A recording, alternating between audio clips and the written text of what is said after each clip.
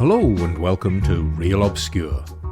My name is Kevin H. Shaw, and tonight it's the end of the world as we know it, and I feel kind of soiled, as tonight I'm caving to public opinion and discussing the terrible, stinking pile of cinematic excrement that is Lifeforce.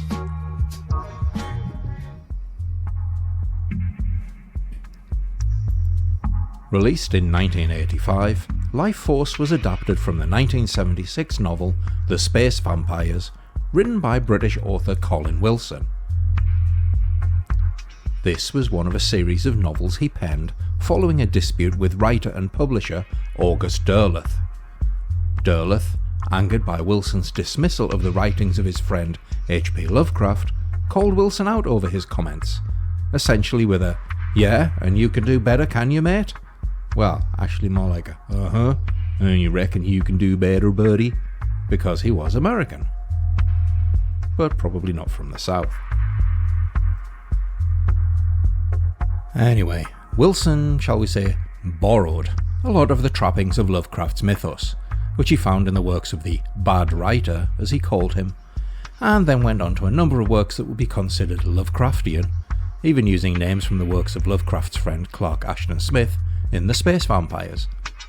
And I'm sure he made a lot of money in the process. The screenplay was written by Dan O'Bannon, who we've met previously in episodes of Real Obscure. Not only did he get a name check in John Carpenter's The Fog, but he also wrote The Return of the Living Dead, so go check out my episode covering that. Interestingly, this movie's director Tobe Hooper was slated to originally direct the punk zombie classic, but left production to direct Lifeforce. Strangely, both movies feature female characters who are naked for most of their screen time and an apocalyptic horde of the undead. But we'll come back to that later.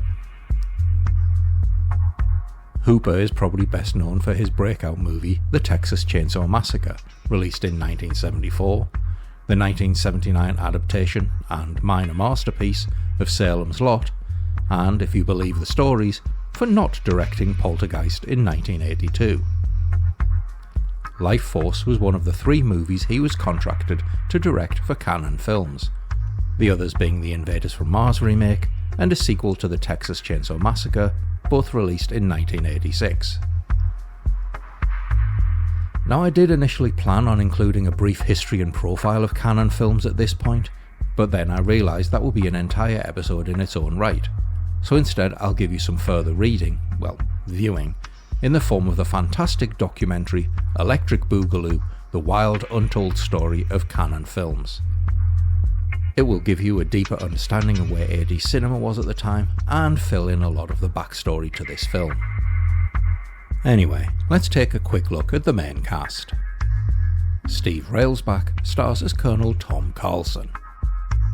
Railsback is probably best known to Sci-Fi fans for his role in the X-Files episode Dwayne Barry, in which he played the title role, but he also has an extensive roster of genre movie credits, including the 1982 slasher Deadly Games, Alligator 2: The Mutation, and the comic book adaptation Barbed Wire. Peter Firth plays Colonel Colin Kane.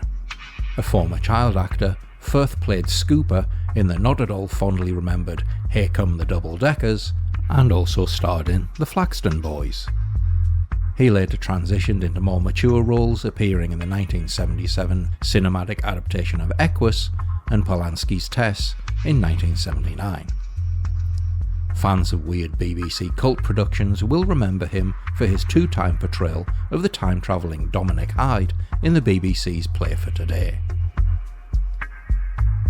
The role of Dr. Fallada is played by Frank Finlay, a veritable fixture of cinema and television for over 50 years, where the resume I could spend hours relaying, but includes the cult thriller Twisted Nerve, The Three Musketeers, that's the 1973 version, which is still the best one, The Wild Geese, and Cthulhu Mansion.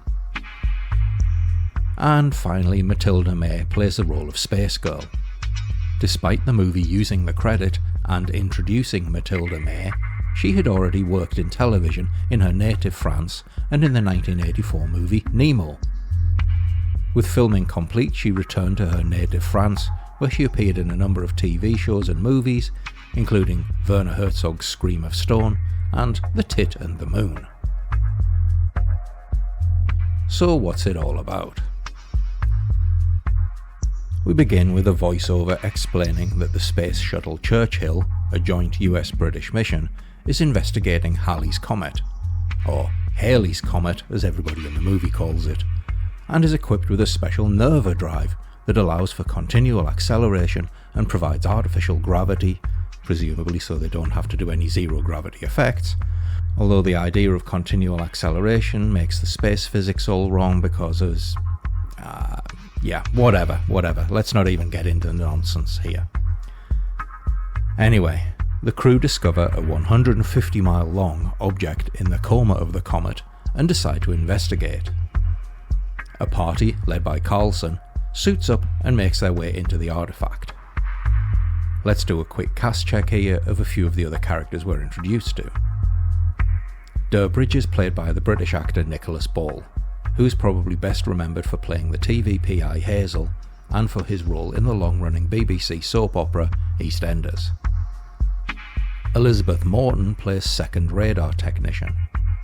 Morton appeared in the 1992 Hugh Laurie Stephen Fry adaptation of Jeeves and Wooster and is married to Peter Davison, making her David Tennant's mother-in-law. Now, one thing this movie does have going for it are some great visual effects provided by the legendary John Dykstra. His previous works include Star Wars, where he supervised the newly formed ILM, and won an Oscar for his work, but also developed the Dykstraflex, one of the earliest motion-controlled camera systems, for which he also won an Oscar. And he also won an Oscar for his work on Spider-Man 2.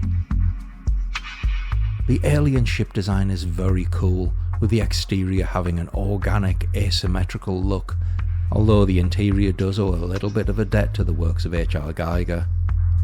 But the practical shots of the away team, which used suspension rigs to simulate their spacewalk, are really nicely realised and composited, with a near match to the two light sources and a minimum of chroma key effects visible. And so the party finds the spaceship's inhabitants, a race of bat-like entities that have desiccated over time.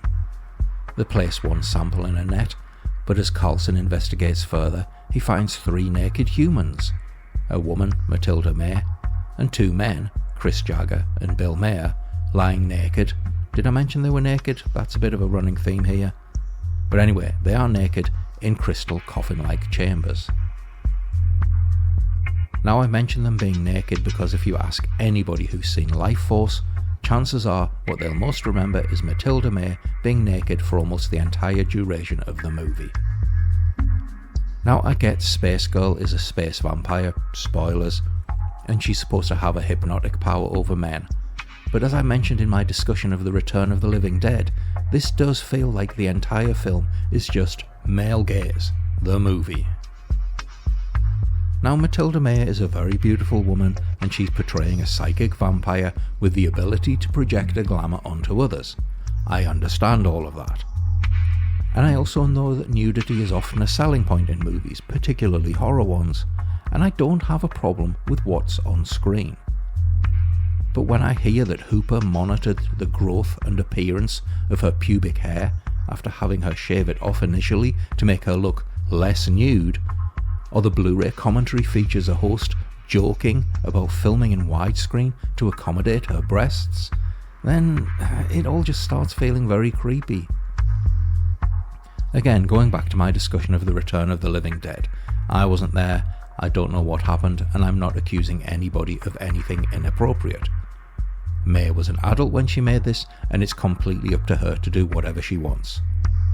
And she herself said that once she got over the initial discomfort of being nude, she didn't mind being unclothed for 90% of the movie. I'm simply stating that, for me, there is a line between a character's on-screen nudity and the treatment of the actor's nudity in real life, and some of these comments and scenes just feel as if they're crossing that line. Anyway, The crew report back to the Churchill that they've found 3 nude humans, and the male astronauts immediately begin drooling over Space Girl and how perfect she is. The female astronaut, meanwhile, shows no response whatsoever other than rolling her eyes in a "boys will be boys" manner. And so they elect to return to the Churchill with one of the bat creatures and the 3 naked humanoids in tow. We cut to 30 days later as the Churchill is on its return journey to Earth. Here we're introduced to Dr. Bukowski, head of the operations at the UK Command Centre, and we discover that the shuttle is off course and communications are down. Bukowski is played by Michael Gothard, who horror fans will recognise from 1970's Scream and Scream Again. He also appeared in The Devils and in 1981's James Bond adventure For Your Eyes Only. Realising the shuttle is dangerously off course, he elects to launch the Columbia to intercept. After successfully docking, the Columbia crew discover the interior of the Churchill has been gutted by fire and the crew are dead. But more worryingly, they find that the 3 naked bodies are still preserved in their crystal cocoons in the shuttle's cargo bay, or the tug bay as it's referred to, which I just find unintentionally hilarious. Now, the movie was released in the US with a shorter edit, and although I don't recall ever seeing that version, I do think it was probably a good idea just to tighten it up a bit. I'm all for extended editions and director's cuts that add to the plot, but we're 15 minutes into the movie, and at this point we're still bogged down with the mission. But we do get some more great special effects sequences, and the zero gravity floating effect is all very nicely realised. Anyway, the movie cuts to some time later, and this is where it probably could have used more scenes, and the bodies have been brought to the European Space Research Centre in London, where Bukowski is meeting with various boffins and government types to discuss dissecting them, providing Dr. Fallada gives his go-ahead that they are indeed dead. Space Girl is placed in the autopsy room, a guard left outside the door. However, because he's a man, the guard can't resist going in to grope her. However, as he touches her, Space Girl awakens, sits upright, and then advances towards him. Bukowski, in his office, glances up from his desk and sees the events unfolding on a monitor. He then races downstairs and through what seems a never-ending corridor of doors. I mean, can't he just call somebody closer to the autopsy room? Anyway, Space Girl removes the guard's protective mask and kisses him hungrily. The lights flicker and a field of energy crackles around them as she drains his life from him. Bukowski arrives to find the guard is little more than a drained husk, staggering as the last remnants of his life drain from him. Space Girl steps from the shadows and now, able to speak English, tells Bukowski to use her body. We cut to Dr. Fallada, who, like Bukowski, sees the events unfolding on his monitor and also decides to run out of his office and through the never-ending door corridor. Although at least he brings some security with him. They find Bukowski alive, but visibly drained. Despite their best efforts, she is able to escape and walks out, naked, into the dark London night. At this point we're introduced to Colonel Kane, played by Peter Firth. Kane is with the SAS and has been called in to investigate what happened. Now, I'm not sure if the SAS would be involved in a security breach like this, but, well, here we are. Kane interviews Bukowski, who tells him she was the most overwhelmingly feminine presence I've ever encountered. I was drawn to her on a level that was... "Was it sexual?"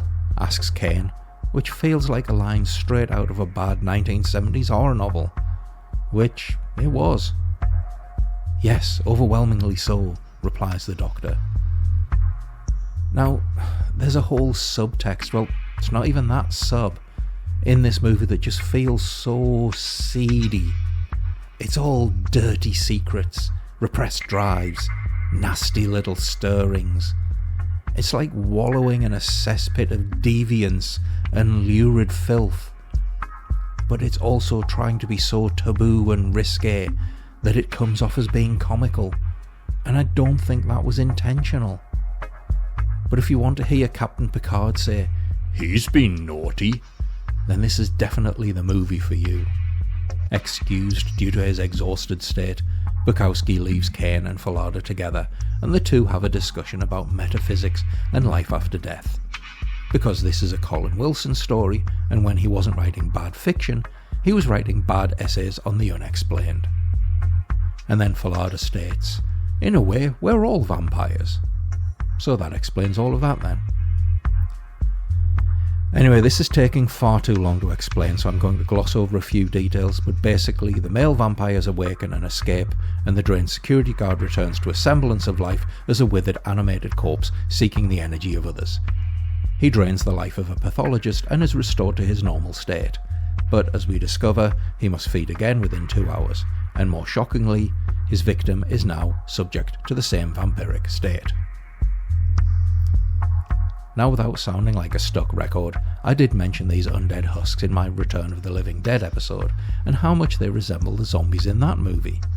If you're watching the YouTube edition of this, then here's a side-by-side of the two movies. Everybody else will just have to take my word for it. We discover that Colonel Carlson was responsible for the attempted destruction of the Churchill following the escape of the Space Girl from her cocoon. She killed the crew one by one, but spared Carlson, having exchanged energies with him. He fled the ship in an escape pod and was found sometime later. He's brought to England and debriefed by Kane. But that night he dreams of the Space Girl, and at Fallada's suggestion, he is hypnotised. In this state, he is able to provide information on the missing female vampire, who has possessed a new body and is no longer in London. And so the two colonels head off in pursuit of the Space Girl, while the two male vampires are loose in London and spreading their vampiric infection. Now, I'm not going to continue with a play-by-play, and we will discuss the ending in the spoiler zone, but I do want to bring attention to a couple of scenes. First, there's a sequence in which Carlson and Kane find the new host of Space Girl's Sigi, and attempting to get information from her, Carlson begins shaking her and becomes violent, stating, "She's resisting. I'm going to have to force her to tell me. Despite appearances, this woman is a masochist. An extreme masochist. She wants me to force the name out of her. She wants me to hurt her. I can see the images in her mind. Do you want to stay? Otherwise, wait outside." Unshaken, Kane sits down and announces, "Not at all. I'm a natural voyeur." It's one of the most cringe-inducing things I've ever seen committed to film, and illustrates the movie's tone perfectly. To this day, I still can't tell if this movie is just a massive joke and I'm missing it, or whether it's intended to push the boundaries and be shocking and taboo-breaking. And then there's a scene where Space Girl, now possessing the body of Patrick Stewart, uses her allure powers to make Carlson snog Captain Picard, which would be a dream come true for many. But it plays again with this weird taboo gay vibe, like he's being forced into kissing another man and doesn't want to, but also does. Yes, I know it's a movie from 40 years ago. 40 years ago. I am old. Anyway, yes, 40 years ago, and times were different then. But the whole scene just plays out in this odd, delicious torture kind of way.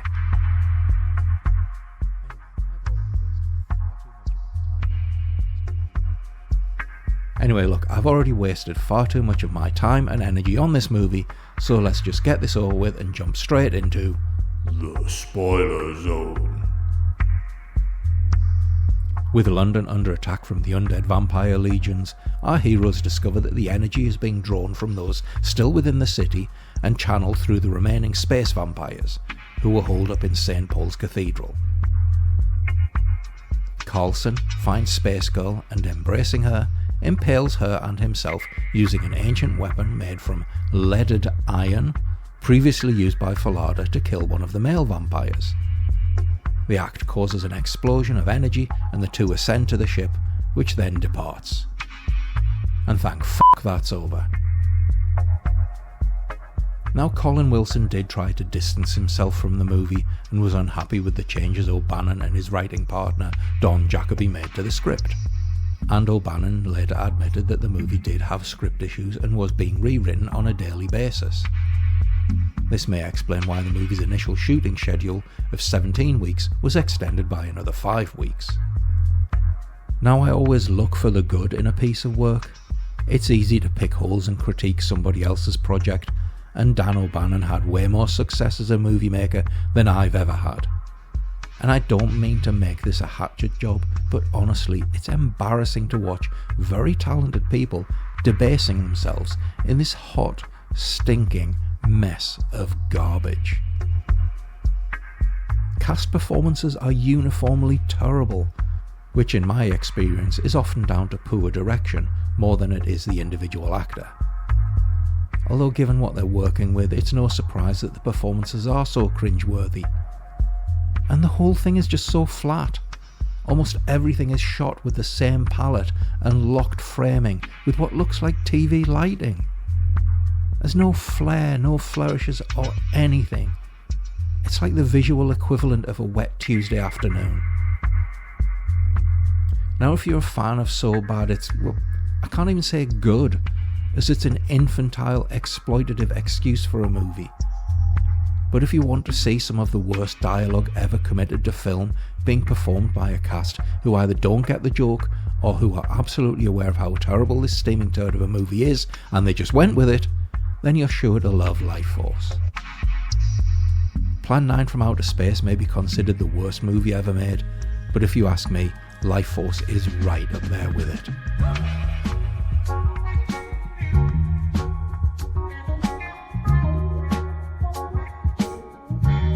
And on that note, thanks for listening, and I'll see you all on the next episode of Real Obscure.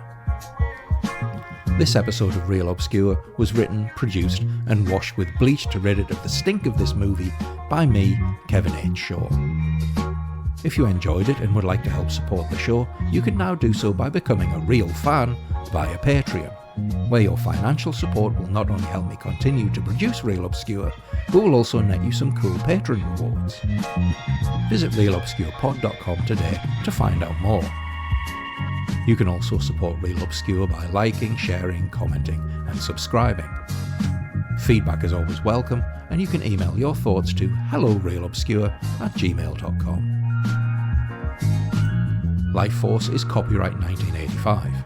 All content here is used for educational and commentary purposes under Section 107 of the Copyright Act, Fair Use, and remains the property of the respective copyright holders. Presented here for the purposes of critique, commentary, and discussion. No copyright infringement is intended, so please don't sue me or make me watch Lifeforce again.